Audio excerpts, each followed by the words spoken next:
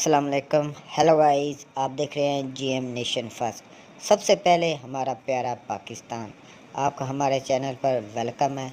अगर आप देखना चाहते हैं इसी तरह की ऑथेंटिक वीडियोस, आप हमारा चैनल ज़रूर सब्सक्राइब करें, दोस्तों के साथ शेयर करें और अपना प्यार दिखाते रहें। तो पहले देखते हैं आज की वीडियो देखने के बाद देंगे अपना पॉइंट ऑफ व्यू। देखिए, दबाव इसी बात का होता है कि इनके ख़िलाफ़ ये इल्ज़ाम है या ये शकूक व शुबहात हैं जो कि यकीन की हद तक हैं कि ये लोग जो है ये अमन व अमान की सूरत हाल पैदा करेंगे और जो सूरत हाल 9 मई को पैदा हुई उसको जो है वो दोहराया जा सकता है।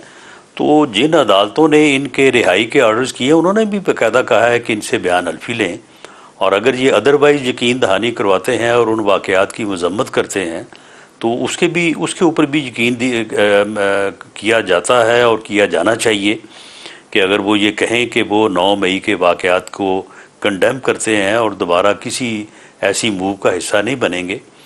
लेकिन बाकी जो है वो जो चार्जशीट लगा रहे हैं अपनी पार्टी के ऊपर या अपनी लीडरशिप के ऊपर, तो ये तो उनका अपना चॉइस है।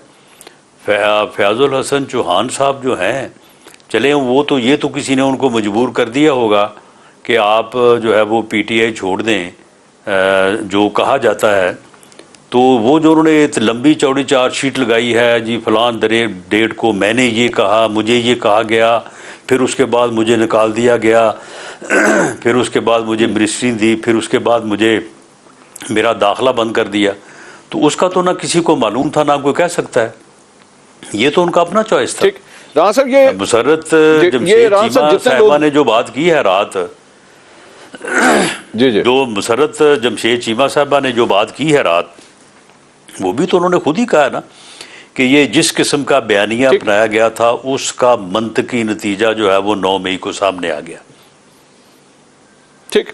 राना साहब, ये जितने लोग भी पार्टी को छोड़ के जा रहे हैं, पाकिस्तान तहरीक इंसाफ को छोड़ के जा रहे हैं, क्या इन लोगों में से चंद लोग या तमाम लोगों के लिए आपकी पार्टी के दरवाजे खुले? नहीं, इन लोगों के लिए उस तफ्तीश के भी दरवाजे खुले हैं जो मुख्तलिफ एंटी टेररिस्ट एक्ट के तहत दर्ज हुए हैं, जिनकी इन्वेस्टिगेशन हो रही है। अगर ये उनमें किसी जगह भी मुलव्वस पाए गए तो बिल्कुल इनको जवाबदेही जो है वो देनी पड़ेगी। ये सिर्फ ये ऐलान कर देने से जो है वो मामला ख़त्म नहीं होगा। ये ऐलान सिर्फ इस हद तक है कि वो किसी किस्म की इस किस्म की एक्टिविटी में जो है वो हिस्सा नहीं लेंगे। अब आपने फयाजुल हसन चौहान का जिक्र किया। फयाजुल हसन चौहान ने अपनी प्रेस कॉन्फ्रेंस के बाद चंद प्रोग्राम्स के अंदर एक सजेशन दी जिसमें उन्होंने इमरान खान साहब के लिए ये कहा कि जी, अगर वो पाकिस्तान, बेहतर है कि पाकिस्तान छोड़ के चले जाएं और बाहर जाके सियासत करें या जो कुछ भी है, यहाँ से फिलहाल एक किनारा कशी इख्तियार कर लें। इमरान खान साहब के लिए आप भी कोई इस तरह का पैगाम देना चाहेंगे? नहीं, मेरे पास तो उनके लिए कोई इस किस्म का पैगाम नहीं है। मैं तो समझता हूँ कि ये जो 9 मई को हुआ है इसके लिए उन्होंने बड़ी प्लानिंग की, बड़ी मेहनत की, और ये जो पाकिस्तान की सियासत में जो एक नासूर जो है वो इस हद तक पहुँचा कि नफ़रत और बुग़्ज़ की बुनियाद के ऊपर दूसरों के घरों को जलाने तक जो है ये नौबत पहुँची। इस सारे का आर्किटेक्ट जो है वो इमरान खान है। उसे अपने इन जराइम की, अपने इन जो है वो नज़रियात की जो है वो उसको सज़ा मिलनी चाहिए। उसे इन चीज़ों को फेस करना चाहिए।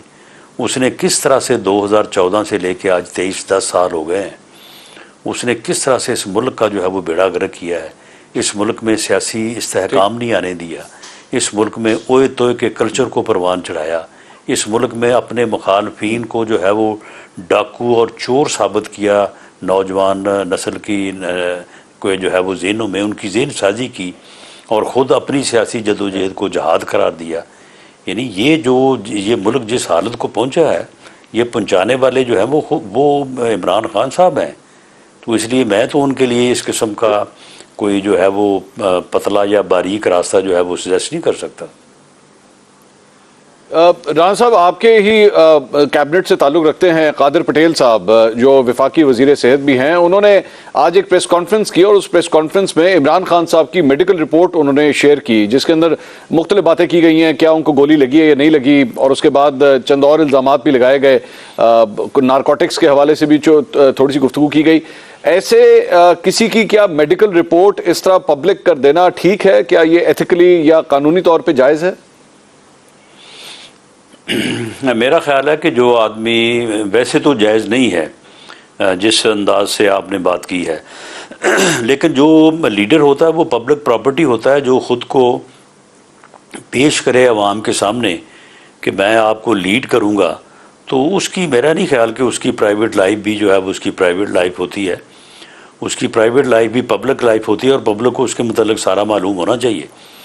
वैसे ये चीज़ें जो हैं, अगर ये रिपोर्ट्स में मौजूद हैं तो उनको पब्लिक होना चाहिए, और वैसे लोगों को अदरवाइज़ भी मालूम है इस बात की, शहादतें जो हैं वो मौजूद हैं, और ये बात उनके सियासी मुखालफिन और हम भी इस बारे में ये बात करते रहे हैं, लोगों को सुझाते रहे हैं कि ये आदमी जो है वो ज़हनी तौर पे स्टेबल नहीं है, ये नशा करता है और नशे की हालत में फ़ैसले लेता है, और ये आदमी जो है इस मुल्क और कौम को अगर इसका सही इदराक और शनाख्त ना हुई तो ये किसी हादसे से दो चार कर देगा।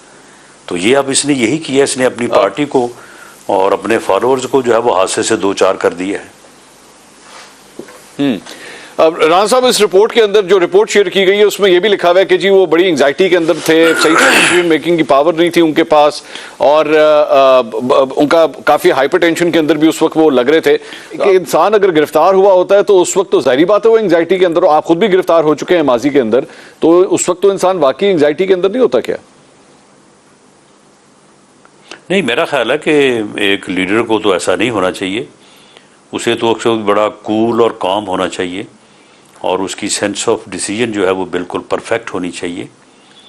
ये तो आम आदमी के लिए होता है, जिस आदमी ने पूरी कौम को लीड करना है और वो सिर्फ गिरफ्तारी जो है वो सियासतदान के लिए या सियासी कारकुन के लिए, ये तो एक आम फहम सी चीज़ है। इसमें तो मेरा नहीं ख्याल कि उनके लिए ये कोई यानी जो है वो कोई अचानक ये मामला था, उन्हें ये मालूम था।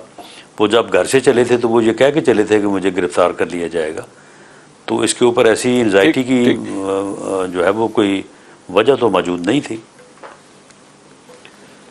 ये राना साहब, एक पिटिशन भी फाइल की गई है सुप्रीम कोर्ट के अंदर, और आज एक और वाकया पेश आया कि दिन के वक्त सुबह 10-11 बजे के आसपास एक ट्विटर अकाउंट है इंडी बेल, उसने एक बड़ी काबिल एतराज़ किस्म की वीडियो जो है वो शेयर की। ये वही ट्विटर अकाउंट है जिसकी जरिए मुख्तलिफ ऑडियोज भी जो है वो लीक होती रही हैं। इस सिलसिले में पिटिशन भी एक सुप्रीम कोर्ट में दर्ज हुई है कि तहकीकात की जाए, पीटीए से कहा जाए कि तहकीकात करें ये ट्विटर अकाउंट किसका है। और जो आज वीडियो शेयर की गई, अगर नाजरीन आपको मेरी वीडियो पसंद आई तो लाइक के साथ साथ शेयर भी ज़रूर कीजिएगा, और कमेंट्स में मुझे अपनी कीमती राय का इजहार भी ज़रूर कीजिएगा। अगर आप सब्सक्राइब कर दें और साथ ही लगे घंटी के बटन को भी दबा दें ताकि हमारी आने वाली हर नई वीडियो का नोटिफिकेशन आपको बर वक्त मिल सके।